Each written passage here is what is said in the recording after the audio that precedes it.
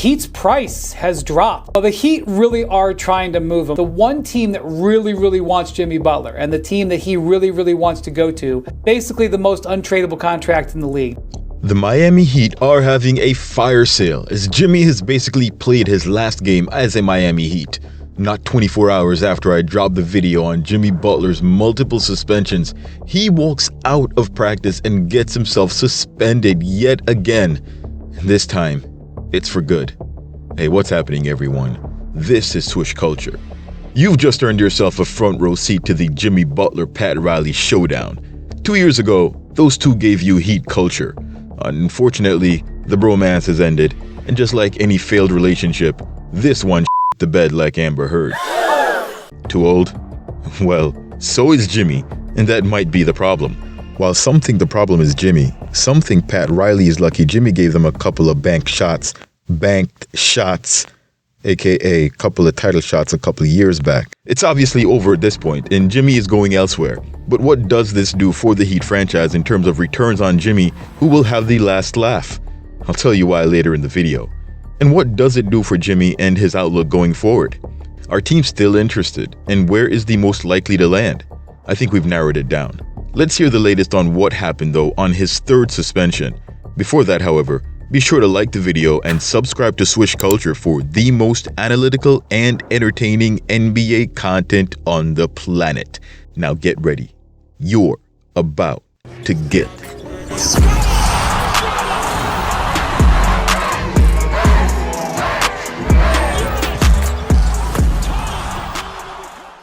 The Miami Heat have just issued a third and likely final suspension of Jimmy Butler.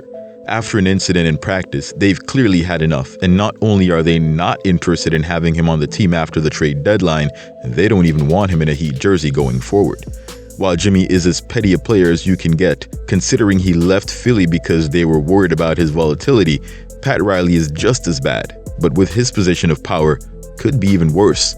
The length of the latest suspension for Jimmy is described as an indefinite suspension, meaning they will not reinstate him till they feel like it with a minimum of 5 games. That minimum takes the Heat to beyond the February 6th trade deadline, which is obviously intentional. This means the Heat are expecting that Jimmy will be traded by then, at which point the suspension no longer applies. However, if he isn't, the suspension could go on unless for some reason later on in the season they get on good terms with each other. Now I'm just explaining what these terms mean in a hypothetical situation. With this level of toxicity, there is no way Miami and Jimmy Butler get back on good terms, and especially not after what caused this latest suspension. The tit-for-tat between the two entities has escalated far beyond the point of return for either to backtrack. Now, the prior video discussed Jimmy's own issues with multiple NBA teams leading up to his current issues with Miami, but today I will focus on what happened at Miami that led us up to this point. I won't be covering any of what was covered in the prior video in detail, so if you haven't seen that yet, check it out here by clicking on the link in the top right of your screen. So back in 2022, in a game against the Golden State Warriors, Butler and Udonis Haslem, who's been playing for the Heat since before they built the pyramids, got into a heated argument and ended up losing that particular game before losing the series in the playoffs that year. If you recall, the Warriors ended up winning the championship after facing the Celtics, who took down the Miami Heat in 7 games. Not the craziest thing to happen, but it set the stage for what was about to come. Jimmy, Spoelstra, Riley, and Haslem all had championship aspirations, and losing to a team that didn't have all its players available was clearly agitating to Jimmy, who didn't think they could win with the pieces they had. Fast forward 2 years, and it looks like the Heat were gearing up for what would eventually be another failed bid at a championship. But something happened that derailed their run in 2024. While Butler finished the last regular season game, he got injured with an MCL sprain during the play-in versus the 76ers. The Heat went on to lose that game, conceding the 7th seed to the Sixers, but would go on to win their next matchup to secure the 8th seed. With no Jimmy in the Heat lineup, Miami was no match for the Celtics, leading the Heat to a disappointing showing. While Jimmy's absence had been a long-standing issue for Miami, as he's never played more than 64 games in a single season for the team, it was something else that became the proverbial straw that broke the camel's back. While he was unavailable to play, Jimmy Butler, still a competitor, was trash-talking from the sidelines, stating in a video that was on social media that, you know what, roll the tape. Yo, video this. You got it? Yep. 1, 2, 3, action. If I was playing, Boston would be at home, New York damn sure would be fucking at home. Boston would be at home. New York damn sure would be fucking at home. Pat Riley got wind of this video, and when asked about it, here's Pat Riley's response in an interview. Pat, this weekend Jimmy Butler had said, if he was healthy, that Boston would have gone home. If he was able to play and Terry was able to play, it might have been more competitive. For him to say that, I thought, if you're not on the court playing against Boston or on the court playing against the New York Knicks, you should keep your mouth shut. Keep your mouth shut. Keep your mouth shut. Harsh words from Pat in critiquing his star player. Now, this is a prime example of why you should probably keep those levels of criticisms in-house. Pat Riley isn't known for being shy, however, and neither is Jimmy Butler. While this issue could have been let go, things went even further. They asked Pat how he felt about making moves last offseason, and he left everything, including a possible Jimmy Butler trade, on the table. Now, teams would typically have some players as untradeable or wouldn't even mention the possibility, but here the Heat are basically stating publicly that they would be enticed to trade their current star player who's taking them to 2 NBA Finals in Jimmy Butler. Now, while Butler wasn't traded over the summer, he also wasn't given an extension, and the Heat didn't acquire enough pieces, in Butler's opinion, to win. The Heat tried to downplay trade rumors, but after a few media statements by Jimmy regarding his future with Miami, along with missing the team flight and not really playing with much effort, they gave him his initial 7-game suspension. After only 3 games back, the Heat followed that up with a 2-game suspension for him missing the team flight on their road trip.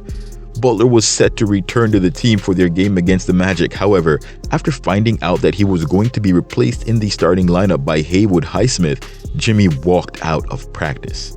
Furious with this response, the Miami Heat again suspended Jimmy, and this time with no set time frame for a return. The latest breaking news has Miami willing to accept a lesser offer on Jimmy in order to get rid of him, as he's now a liability to the team. Clearly, the move by the front office was political, one squarely aimed at teaching Jimmy a lesson. But we all know, shit, can't nobody control me. So put the facts together. An indefinite suspension with no return date prior to the trade deadline, and then the team then reduces its asking price? That can only mean one thing. Jimmy will likely be wearing a different jersey in the next couple of weeks. Now here's my take. With the Heat not getting any value out of Jimmy on the court, his value to the Heat is effectively tanked. He'll never be worth as much to Miami as he will to some other team. This hurts Miami more than it will hurt Jimmy. In addition to that, another superstar, seeing how this unfolds, might be less inclined to ask for a trade to play for Pat Riley. If Pat's not going to get you another superstar, is willing to call you out, is willing to not pay you after dragging the team to 2 NBA Finals, what will it take to help you win a championship with that team? Because Jimmy Butler is not getting paid for these suspensions. Again, this will hurt Miami. Now, obviously, this will hurt Jimmy as well, as teams are looking at his behavior, and whereas some teams might have been interested before, they see this behavior as toxic. Other teams still will likely view this as the type of attitude they need in their locker room to win a championship, as players like Draymond Green and Dillon Brooks have secured significant contracts despite on- and off-court antics. James Harden as well, after his standoff with the Sixers, did it, as did Anthony Davis. Yes, it seems like Jimmy has given up on the team, but considering what he's contributed and the history of players rebounding after the fact, he might still be able to secure a large contract if a general manager is confident that he has the players that Jimmy needs to find the next level of success. So, what team does this mean? Now, with the Heat reducing the requirements, this obviously makes teams more interested. Teams that didn't have enough can now enter talks as long as they're matching salaries. Today we'll look at 2 teams who are most likely to make a move, considering this change impacts these 2 teams more than any other. These 2 teams are the Phoenix Suns and the Golden State Warriors. So in the prior video, I mentioned that Phoenix is in line to make a deal with the Heat. They have the most ready-made deal with just 2 technical difficulties. While Jimmy's contract size at $49 million this year is almost a perfect match for Bradley Beal, who's set to make $50 million, if they could make it work, the Heat could have a lineup that looks like this: Tyler Hero, Bradley Beal, Duncan Robinson, Bam Adebayo, and Khalil Ware. Seems like a done deal, especially from Miami's side, who is likely just looking to break even and not necessarily needing as much in return. Let me know if you guys think this squad could take the Heat to the playoffs and just how far they could go. Now, the first problem with this trade is that Beal's contract has hidden layers.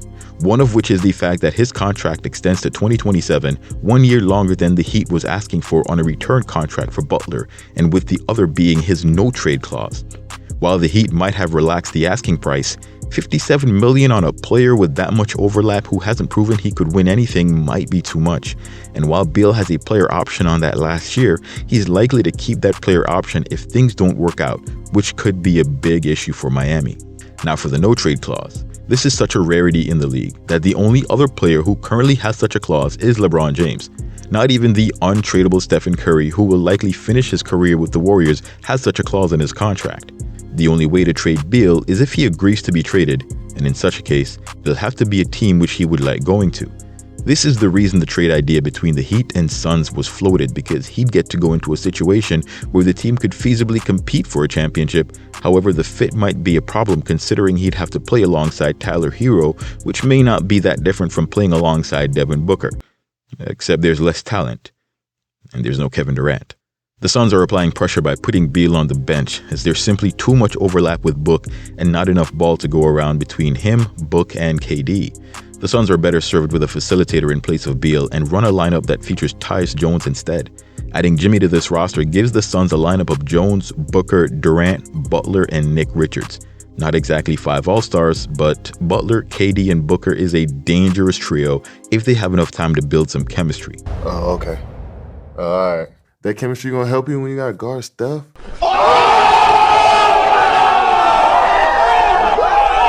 Now, these facts make things interesting for the Warriors. One of the biggest issues with the Jimmy Butler trade is that Golden State doesn't want to give up their future for Jimmy.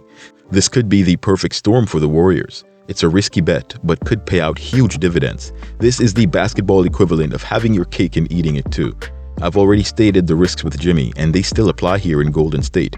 But if Dunleavy is willing to pull the trigger, here's what could possibly get the job done. The Miami Heat could be interested in a trade with the Warriors for Andrew Wiggins. In order to match the salaries, in addition to Wiggins, Gary Payton, Buddy Hield, and Kyle Anderson could all be packaged, which would pare down the roster to a more manageable rotation for Steve Kerr. These are all guys that Steve has playing power forward and could give the Heat valuable players that they could choose to infuse in their roster or get value out of in secondary trades. The important thing would be to get rid of the dead weight of Butler, and with a player like Wiggins, they could make a playoff push without losing much in terms of their momentum. This gives the Miami Heat a potential starting 5 of Hero, Robinson, Wiggins, Bam, and Ware. None of the defensive issues with losing Jimmy, but with Wiggins' ability to play off ball and his floor spacing, his slashing, the Heat perimeter offense gets to attack more, allowing more freedom in the paint for Bam and Ware, who would have started to stretch the floor occasionally. This may be a refreshing change for Miami with the increase in depth and change of direction. The Warriors, however, aren't able to give up so many players without returns and could see a package that includes Josh Richardson and Pelle Larsson of the Heat, 2 players that can shoot and a tenacious defender in Richardson. This puts Jimmy in the small forward position next to Draymond. While it would have been nice to get a player like Duncan Robinson, his $20 million salary is just not feasible for the Warriors, who are hard capped by the first apron at the moment. The Warriors would then have a starting 5 that includes Curry, Schroeder, Jimmy, Draymond, and Trace. Not my ideal starting 5. However, this is the likely 5 that we'd see Kerr roll out with. My starting 5 would be something more along the lines of Curry, Moody, Kuminga, Jimmy, and TJD. That being said, the trade for Jimmy is to bolster Draymond and Curry in an effort to win a championship with a limited roster. The bench would be weakened, but if the Dubs are acquiring Jimmy post-All-Star, they only need to get to the playoffs. At that point, that bench depth impact will be much less pronounced. Having Jonathan Kuminga and Moses Moody as 6th and 7th men on that roster will most definitely be lethal in this season's playoffs, and how well the trio of Dre, Curry, and Jimmy perform would tell the front office all they need to know about making their offseason moves for next season.